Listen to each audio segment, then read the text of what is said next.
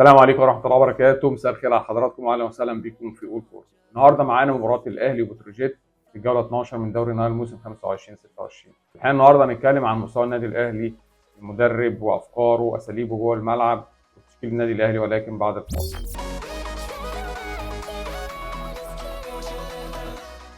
النهارده الاهلي بدأ بتشكيل مكون من الشناوي في حراس المرمى، هاني وياسر ابراهيم وياسين مريم محمد شكري، وسط الملعب بن رمضان وديانج وزيزو، وفي الهجوم تريزيجيه وطاهر وبن شرقي. ده التشكيل اللي بدأ بيه النادي الاهلي النهارده، تشكيل اللي حطه يسرو للمباراه. قبل ما نتكلم عن المباراه وعن اي شيء حصل في المباراه، هنتكلم عن حاجتين مهمين. في حاجه اسمها مسؤوليه اللاعب، في حاجه اسمها مسؤوليه المدرب.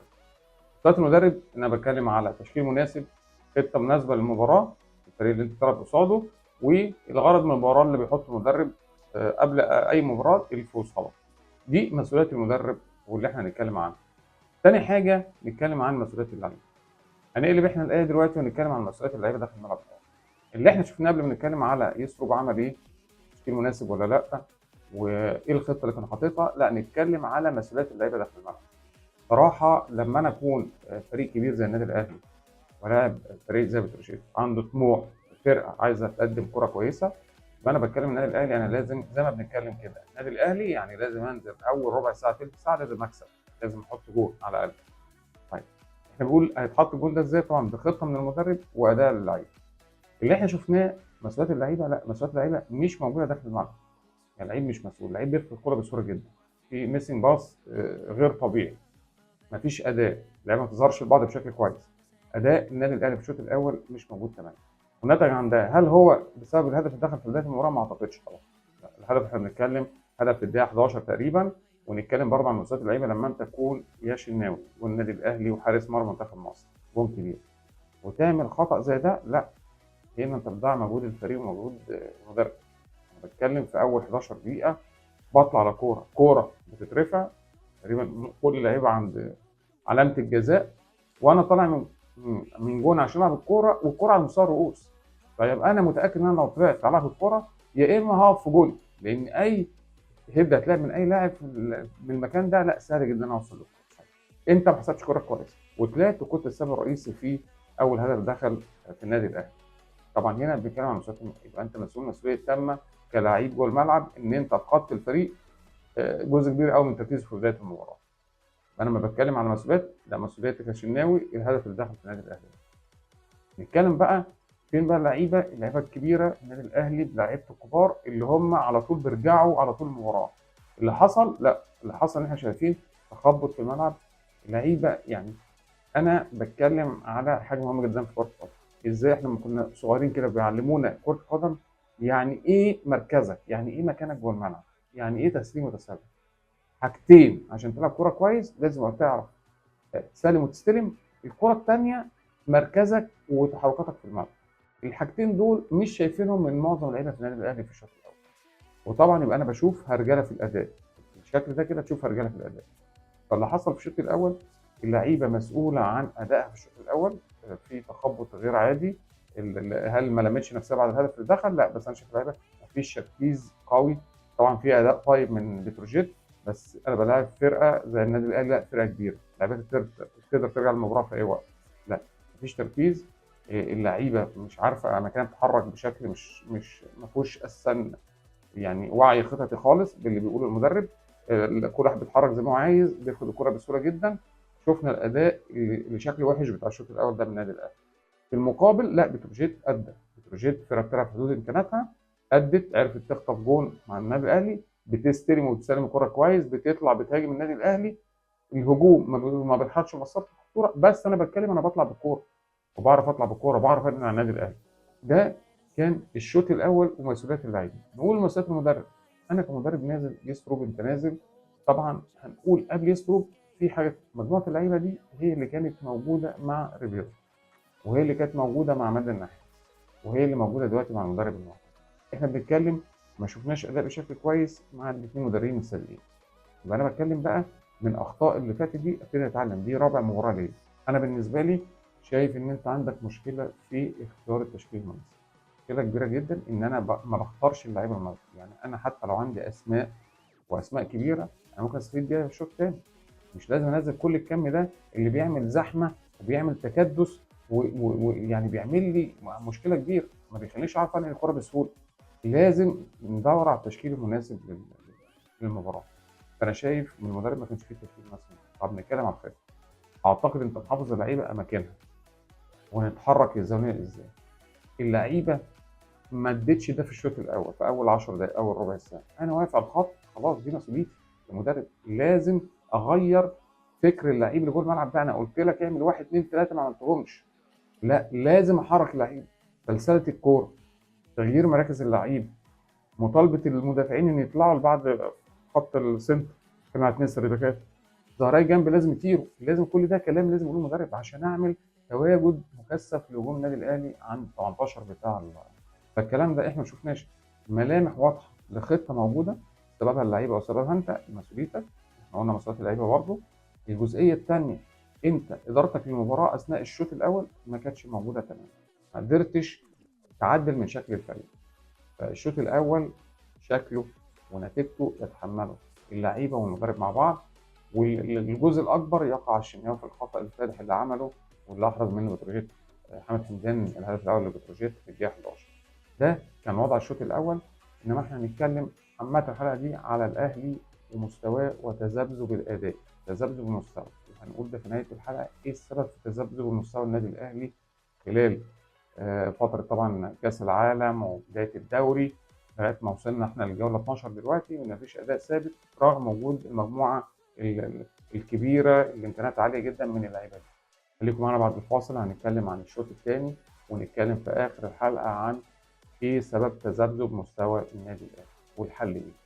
قول كورة واحنا كمان هنقول. الشوط الثاني النادي الاهلي بدا وهو مركز، انا عايز اعدل النتيجه، انا عايز اعمل حاجه. وفعلا نزل النادي الاهلي ضاغط بتروجيت ضغط جامد على اساس يخطئ المدافعين، كرات عرضيه يجيب منها اجوان، محاولات الاختراق من النص اللي كان مقفول تماما. والنادي الاهلي ابتدى يلعب على الاطراف ويعمل عرضيات.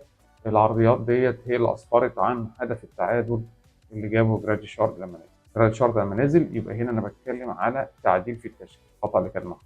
عندي جراديشار وعندي طاهر، لا ابدا بجراديشار. جراديشار هو سنتر فيرود، طاهر اديله مهام وهظلمه في وسط المجموعه دي. يبقى انا اول تعديل للتشكيل انت عملته بنزول جراديشار، والراجل لما نزل واقف في المكان المناسب، حط هدف التعادل للنادي الاهلي في الدقيقه 65 من عرضيه هاني راسيه من بن رمضان، وصلت لجراديشار في حلق المرمى، حطها بهدوء وثبات، هدف التعادل للنادي الاهلي. النادي الاهلي ضغط بكروشيت بشكل غير طبيعي، ضغط. المفروض النادي الاهلي كان يحرز اهداف، الحظ النادي الاهلي ما وفقش في احراز الاهداف ده. برضه احنا برضه ما بنتكلمش برضه عشان مش عايز اقول النادي الاهلي بتاع شوط واحد اللي هو شوط ثاني او الشوط الاول بيلعب شوط وشوط ثاني الاهلي مش موجود في المباراه، او الاهلي بيلعب 20 25 دقيقه ضغط فيهم الفريق بس. لا، احنا بنتكلم الاهلي ضغط وكان بيحاول يعدل النتيجه، بس بتروجيت كان ثابت. كابتن سيد عيد بفرقته لا كانوا ثابتين وقدروا يوصلوا بالنتيجه اللي هم عايزينها. وصلوا التعادل، كانوا يتمنوا يفوزوا، لا التعادل، وده بالنسبه لهم نقطه من فم الاسد زي ما احنا بنقول. النادي الاهلي ضغط ووصل وحاول يجيب اهداف وضاعت منه فرص، ضاعت منه فرص.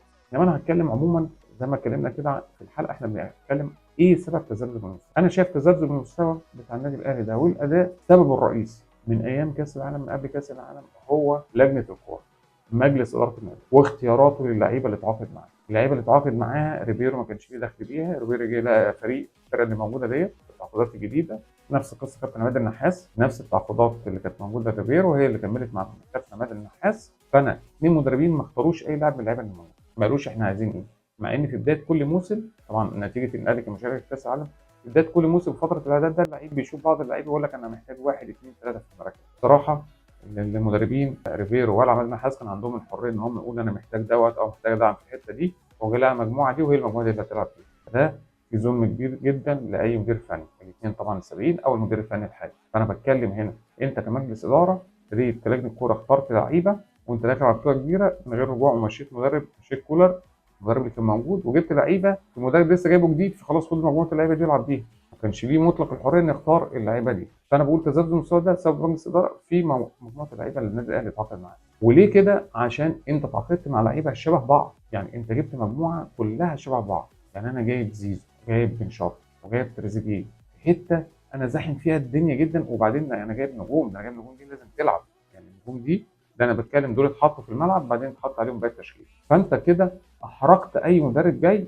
ان انت لازم تلعب بده. هنقول لا المدرب وحريته وقاعد يلعبه ويلعب اللي لعبه، اوكي، بس انت كمجلس اداره وكجماهير مش هتقبل نتائج مش كويسه، مش هتقبل المدرب يقعد يجرب واحد واثنين وثلاثه في ماتش في اثنين في خمسه في 10، انت مش هتقدر تستنى عليه لا انت ولا جمهور النادي الاهلي. فانا شايف الاختيارات كانت عشوائيه. انا بتكلم في اسماء تريزيجيه، انا عايز ارجع الاهلي، لا فرصه راح جايبين تريزيجيه، ده كارت المجلس الاداره. فرصه ثانيه خدت تعاقد حر، زيزو انتقال حر من الزمالك للاهلي، والاهلي كان بيسعى حوالين زيزو من مده. طب ادي كارت تاني، طبعا زيزو يجي الاهلي، طبعا الاهلي زيزو مكسب كبير للنادي الاهلي، تريزيجيه برضه مكسب كبير للنادي الاهلي، بس انا بتكلم في دار التعاقدات ده بن شرقي انا شايف تعاقد زياده.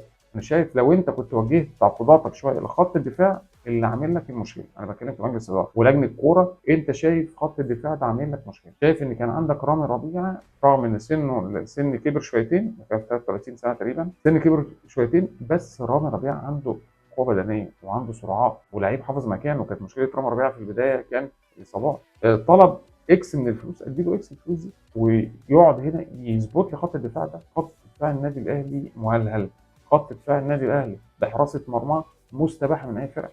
انا لما باجي الاعب النادي الاهلي، اي فرقه تيجي تلعب النادي الاهلي خط دفاعه زي خط دفاع اي فرقه موجوده، المستوى السابع ولا الثامن من الدوري. انا بتكلم سهل جدا اختراقه، وده المفروض ما يكونش موجود. الفتره اللي كان فيها عبد المنعم ورامي ربيعه لا، خط دفاع، وطبعا معلول ربنا يشفيه وهاني، لا خط دفاع واقف على رجله، خط دفاع انا ببقى مطمن يعني. مش في هجمه، انا لو تعد الهجمات اللي تيجي على النادي الاهلي خلال المباراه تعدها على ايدك، على الايد الواحده، 5 6 هجمات خلال المباراه. ليه؟ لان الدفاع واقف مظبوط وبقوه وبيطلع يكمل ورا المهاجمين. فانت عندك مشكله كبيره جدا كمجلس اداره ولجنه كوره سابقه في اختيارات اللي موجوده دلوقتي واللي ظلمت بيها اي مدرب كان موجود قبل كده او المدرب الحالي. رحت نقيت اسامي ورحت حطيتها ويلا بقى اديت لاي مدرب يلا اشتغل، يلا طلع من فسيخ شربات. فانا شايف برضه يستروب طبعا، يعني بنتكلم في 4 مباريات مش هنظلمك قوي، هنستنى طبعا، لازم نستنى عليه الراجل على الاقل مش اقل من 10 مباريات عشان نشوف شكل للفريق في ظل المشاكل الموجوده عنده في خط الدفاع في حراسه المرمى دي. فانا شايف السبب الرئيسي للتذبذب بالاداء هو مجلس الاداره ولجنه الكره السابقه. حل ايه؟ انتقالات يعني يبقى المدرب مطلق الحريه في اختيار اللعيبه او المراكز اللي هو عايزها، ان انتوا توفروا له اللعيبه اللي هو طالبها. ده الحل اللي تقدر تحل بيه المشكله دي. الحل الاعظم دلوقتي لتذبذب المستوى دوت والربط بين خط النص والهجوم، انا بتكلم الحل المؤقت غير حل خط الدفاع ده، هو امام عاشور. يا جماعه النادي الاهلي من غير رقم 8 انا اسف سوري مش موجود. حتى انت مش قادر توجد دور لبن رمضان اللي يلعب رقم 8، لان بن رمضان لو لعب رقم 8 هيديك كوره ما بعدها كوره، بس لازم اعدل في التشكيل، مش لازم اللي هو 4 3 3. انا ممكن العب يعني باثنين ديانج ومروان عطيه والعب برمضان قصاد ب3 اهو، والعب بثلاثي هجوم، او العب ب4 في خط النص والعب باثنين لازم رقم 8 دي. طبعا حل النادي الاهلي ومشكله النادي الاهلي شفناها دلوقتي هي مشكله امام عاشور، ان مفيش حد عارف يقوم بدور امام عاشور رقم 8. الراجل يموت نفسه، والراجل اللي رابط الدنيا دي كلها ببعض، والراجل اللي بره المنطقه بيشوط بيجيب لك اهداف، واللي بيحرز اهداف في ناحيه ويديك باص وصلك في الجون في ثانيه. مشكلتك الحقيقيه في رقم 8 واللي انت لازم توجده عشان تكمل بيه الدوري وتكمل بيه بطوله افريقيا، وحل مشكله خط الدفاع ده في انتخابات يناير. الاداره زي ما عملت مشكله انت طالبه تحل المشكله ديت بتوفير عناصر يحتاجها المدرب الجديد عشان نلغي موضوع تذبذب مستوى النادي الاهلي. النادي الاهلي لازم يبقى مستوى ما كانش في كلام نقدر نقوله اكتر من كده غير ان تذبذب مستوى النادي الاهلي ده حله في اللعيب رقم 8 او اتكلم على امام عاشور ربنا يشفيه ويرجع بالف سلامه. الحته الثانيه تظبيط خط الدفاع وحراسه المرمى، دي هم مجلس الاداره والمدير الرياضي. انا بتكلم بقى هنشيل مجلس الاداره ونخليها على جنب، انت تدير بس دي قصه الكابتن محمد يوسف المدير الرياضي هو اللي يقدر يحل لنا الموضوع ده، ولازم محمد يوسف ياخد صلاحيات عشان دي وظيفته النهوض بمستوى الفرق سواء بقى مدارس القطاع الناشئين او الفريق الاول. ان شاء الله نشوف شكل افضل للنادي الاهلي المباراه الجايه. مبروك لبتروجيت النقطه، هارد لك النادي الاهلي على نقطه، النقطتين اللي ضاعوا منك. النادي الاهلي بينافس طبعا على البطوله، اداء بطولي للكابتن سيد عيد رجالته لا يستحقوا التعادل، يستحقوا التعادل. بستروب هنستنى منك اللي جاي، عايزين نشوفك هتعمل ايه في المباراه اللي جايه وحل مشكله التشكيل لغايه دلوقتي مش نفس تشكيل ثابت مناسب للمباراه، وموضوع مراكز اللعيبه وادارتك للمباراه خلال واثناء المباراه. ده كان تحليلنا لمباراه الاهلي وبتروجيت، كانت انتهت 1-1 في جوله 12 من دوري نايل. كل التوفيق لكل الفرق المصريه ونتمنى نشوف دوري كويس ان شاء الله. كان معاكم هشام حامد في قول كوره، سلام عليكم.